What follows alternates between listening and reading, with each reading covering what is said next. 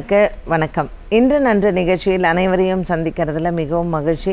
இன்றைக்கி டிசம்பர் மாதம் 14ஆம் தேதி வியாழக்கிழமை. இந்த நாளுக்கான 12 ராசிக்கும் பலன் மற்றும் பரிகாரத்தை பார்க்கலாம்.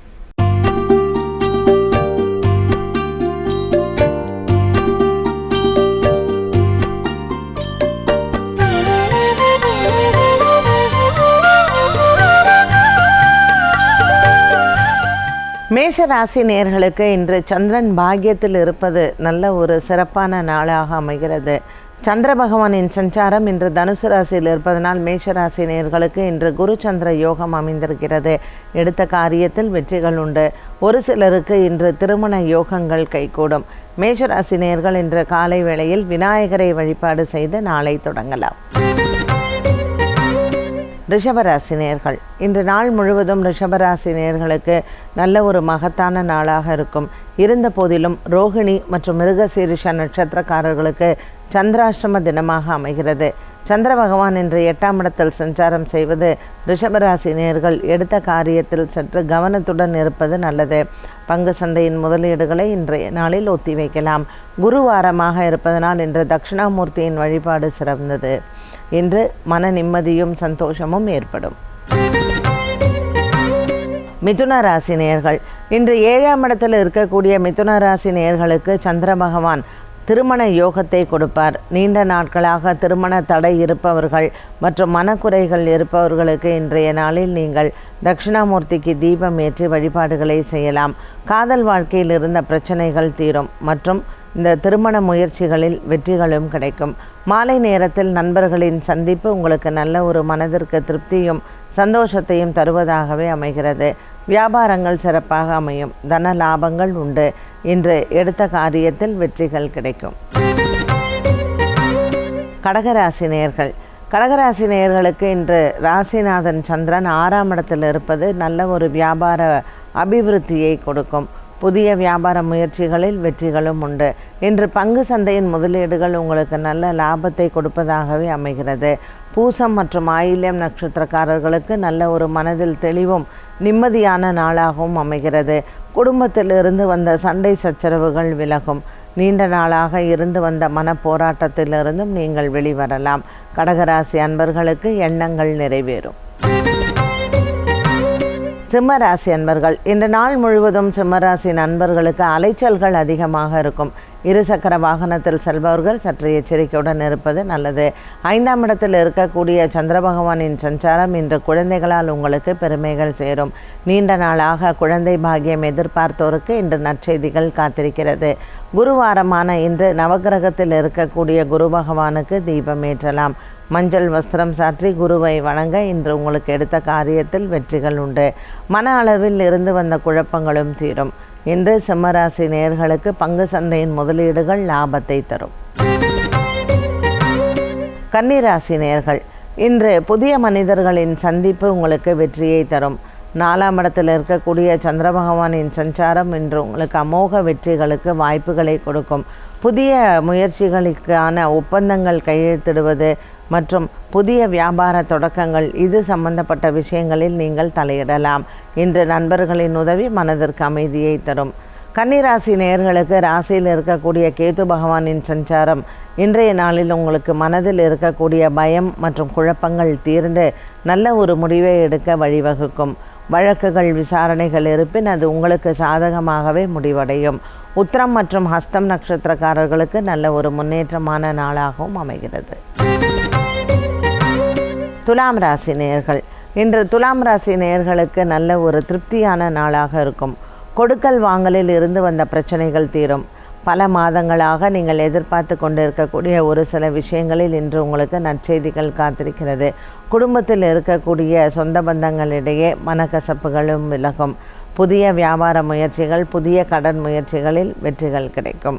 இன்று துலாம் ராசி நேயர்களுக்கு நல்ல ஒரு மன அமைதியான நாளாகவும் அமைகிறது. இன்றைய நாளில் வியாழக்கிழமை தட்சிணாமூர்த்தியை வணங்கலாம்.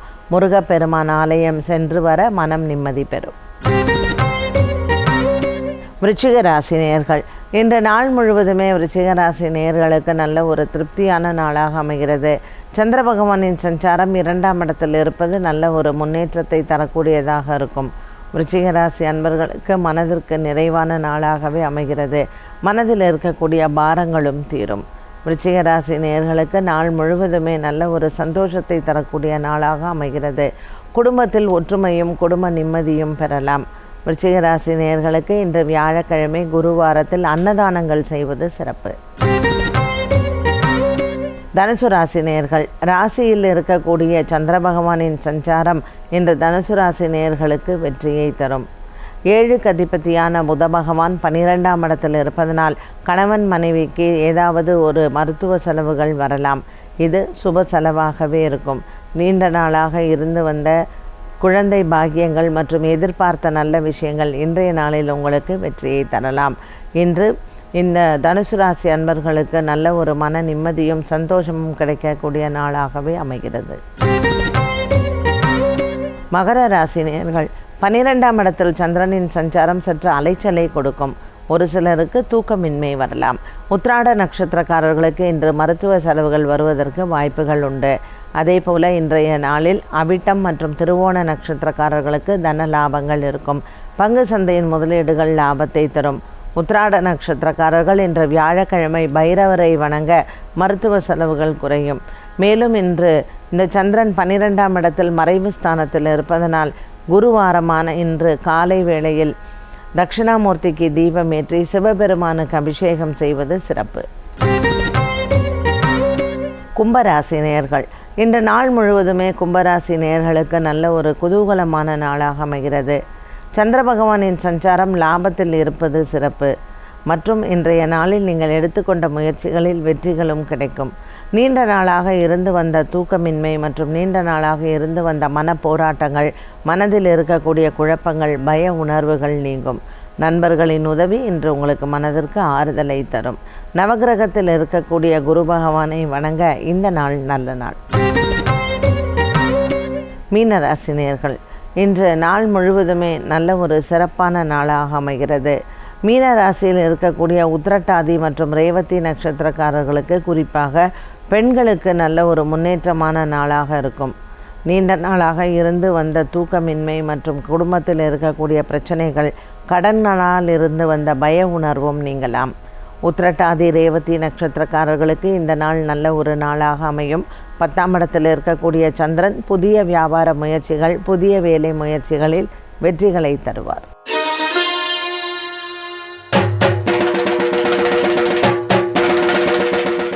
இன்று யாருக்கு சந்திராஷ்டமம்? ரிஷப ராசியில் இருக்கக்கூடிய ரோகிணி மற்றும் மிருகசீரிஷ நட்சத்திரக்காரர்களுக்கு சந்திராஷ்டம தினமாக அமைகிறது. முக்கிய முடிவுகளை தவிர்க்கலாம். இன்று பங்கு சந்தையின் முதலீடுகளையும் ஒத்திவைப்பது நல்லது. ரிஷபராசி அன்பர்கள், இன்று சந்திரன் தனுசு ராசியில் இருப்பதனால் பசுமாடுகளுக்கு உணவளிப்பதும், குருவாரமான இன்று காலை வேளையில் அன்னதானங்கள் செய்வதும் நல்ல ஒரு சிறப்பு பரிகாரமாகும். விநாயகர் ஆலயத்தில் அரிசி மற்றும் வெல்லம் தானம் செய்யலாம்.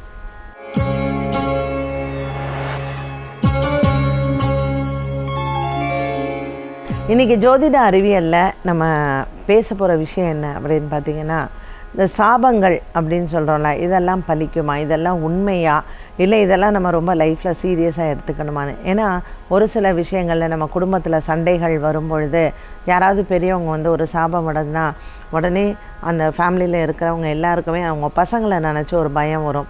ஐயோ, எங்கள் வீட்டில் இருக்கிற பெரியவங்க சின்ன பசங்களுக்கு சாபம் விட்டுட்டாங்களே அப்படின்னு சொல்லி. எல்லா சாபங்களும் பலிக்காது. சாபங்களுக்கு பலன்கள் உண்டு. எப்படின்னு கேட்டிங்கன்னா, ஒரு உண்மையாக இருக்கக்கூடிய, இப்போ ஒரு அப்பா வந்து பையனுக்கு நிறைய உண்மையாக அவர் வந்து கஷ்டப்பட்டு பண்ணிவிட்டு அந்த பையன் அந்த அப்பாவை எதுவுமே கேர் எடுத்துக்கலை, இல்லை தான் செய்ய வேண்டிய கடமைகளை ஒழுங்காக செய்யலை அப்படிங்கும் பொழுது அந்த அப்பா மனம் வருந்தினால் அது சாபம். வார்த்தைகளால் தான் சொல்லணும் அப்படிங்கிறது கிடையாது. அவங்க உயிர் விடும் பொழுது அந்த மனதில் வருத்தத்துடன், ஐயோ நான் என் பையனுக்கு நான் இவ்வளோ செஞ்சேனே, இந்த பையன் என்னை கை விட்டுட்டானே அப்படின்னு அவங்க ஏக்கத்தோடு இருக்காங்க பார்த்திங்களா. அந்த ஏக்கத்துடன் அவங்க உயிர் விடும் பொழுது அந்த ஏக்கங்கள் தான் நம்ம சாபங்கள் அப்படின்னு சொல்கிறோம். ஸோ இறந்த பிறகும் நம்ம செய்ய வேண்டிய சடங்குகளை ஒழுங்காக செய்யாமல் போனால் அது பித்ரு சாபம் அப்படிங்கிற ஒரு வார்த்தையை நாம் சொல்கிறோம். ஸோ சாபங்களுக்கு பலன் உண்டா அப்படின்னா கண்டிப்பாக உண்டு.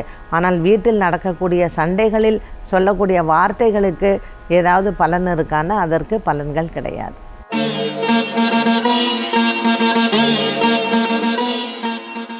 இன்றைக்கி ஜோதிட சந்தேகத்தில் ஒரு நேயர் கேட்டிருக்கிற கேள்வி, கிரக யுத்தம் அப்படின்னு சொல்கிறோமே அப்படின்னா என்ன அப்படின்னு கேட்டிருக்கிறார். இப்போ இன்றைக்கே நம்ம கிரக நிலைகளை எடுத்துக்கலாம். விருச்சிக ராசியில் சூரியன், செவ்வாய், புதன் இதெல்லாம் சேர்ந்துருக்கிறாங்க. சந்திரன் இன்றைக்கி மாறி இருக்கிறாரு. ஏன்னா நேத்திக்கு வரைக்கும் பார்த்தா சந்திரனும் விருச்சிக ராசியிலே தான் இருக்காங்க. இப்போ 4 கிரகம் ஒன்று சேர்ந்திருக்கும் பொழுதோ இல்லை 5 கிரகம் ஒன்று சேர்ந்திருக்கும் பொழுதோ ஒருத்தருக்கு ஒருத்தர் அந்த ராசி மண்டலத்தில் இருக்கிறாங்க இல்லையா, அதற்கு பேர் கிரக யுத்தம் அப்படின்னு பேர். ஸோ எப்போவுமே 2 பேர் சேர்ந்திருந்தாலே ஒப்பீனியன்ஸ் டிஃபர் ஆகும். 4-5 பேர் சேர்ந்திருந்த அந்த இடத்துல கண்டிப்பாக அந்த எனர்ஜி அந்த வைப்ரேஷனில் அந்த ராசிகள் அந்த மண்டலத்தில் இருக்கக்கூடிய கிரகங்களுக்கு இடையே அந்த எனர்ஜி சோர்ஸ் நிறையா இருக்கும் பொழுது அதை கிரக யுத்தம் அப்படின்னு சொல்கிறோம். என்ன நேயர்களே, இன்று நன்றில் இருக்கக்கூடிய பகுதிகள் அனைத்தும் உங்களுக்கு பயனுள்ளதாக அமைந்திருக்கும். மீண்டும் சந்திக்கும் வரை நன்றி, வணக்கம்.